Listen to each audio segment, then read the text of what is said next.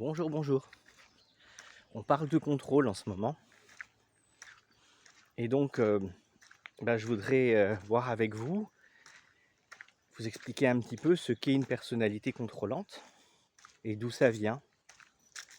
Bien entendu, là encore, il y a beaucoup de possibilités. C'est un sujet qui est assez vaste. On a parfois des grandes lignes qui se dégagent et qui permettent de comprendre certaines choses. Quelqu'un qui est constamment dans le contrôle, concrètement, c'est quelqu'un qui est sujet à des peurs profondes.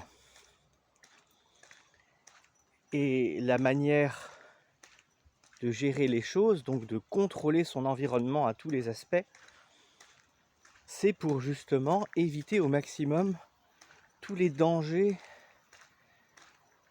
réels ou illusoires, et la plupart du temps illusoires, que l'inconscient s'imagine.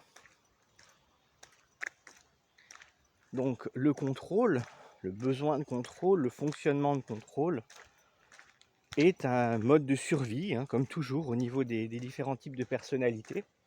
C'est un mode de survie pour pouvoir avancer et pour pouvoir résister à certaines choses. Et justement, dans ce cas-là, à ses peurs. Voilà. Donc vous avez simplement à comprendre ou à entendre que face à une personne qui est dans le contrôle, ce n'est pas en lui disant que son fonctionnement est absurde que les choses vont changer. Comme pour tout type de personnalité et tout type de problématique, ce n'est pas en disant ce comportement est problématique, change-le. Ça ne marche pas comme ça puisque c'est un fonctionnement de survie. C'est un mode de survie de la personne. De l'inconscient, plus précisément. Et l'inconscient, si on ne lui donne pas d'autres outils ou qu'on ne lui montre pas concrètement que les peurs, il n'a pas besoin de les avoir, elles n'ont pas d'intérêt, elles ne l'impactent pas, bien il va continuer à utiliser ça. Ou si effectivement la personne fait des efforts monumentaux parce que ça la gêne, etc., elle va compenser avec autre chose.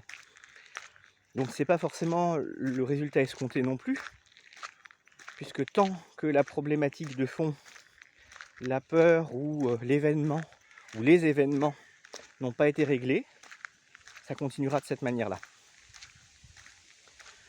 Voilà, donc encore une fois, on évite de juger parce que on a tous nos comportements, on a tous nos points à corriger, on a tous nos peurs. Pour ces personnes, c'est ce modèle-là qui leur permet de survivre. Et vous, c'est quoi votre façon de survivre ? À bientôt. Ciao, ciao.